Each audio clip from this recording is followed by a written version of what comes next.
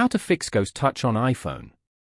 To get started, first of all go ahead and open up the Settings application on your phone. Settings allow users to customize, control, and secure your device.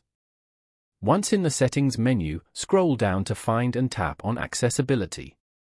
Navigate to the Physical and Motor section and tap on Touch.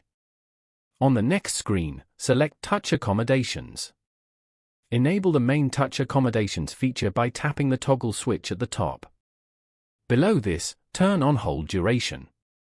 You can set the time to about 0.10 seconds using the plus and minus controls. This makes the phone wait a moment before registering a touch. Next, enable the Ignore Repeat option.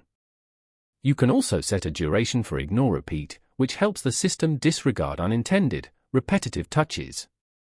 Following these steps, you can easily fix Ghost Touch on an iPhone.